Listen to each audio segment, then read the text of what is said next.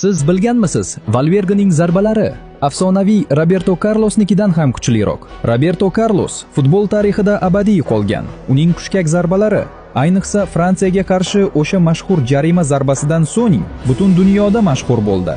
O'sha paytda to'pning tezligi soatda 137 kilometrga yetgan edi.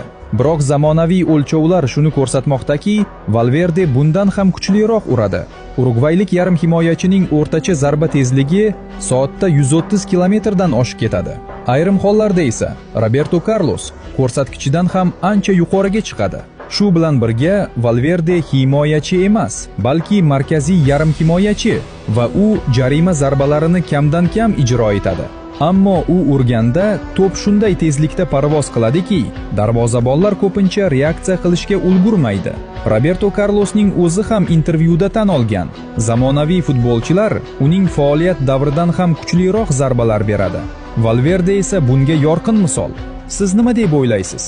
Zamonaviy futbolchilardan yana kim afsonalar bilan zarba kuchida tenglasha oladi? Kommentariyda yozib qoldiring.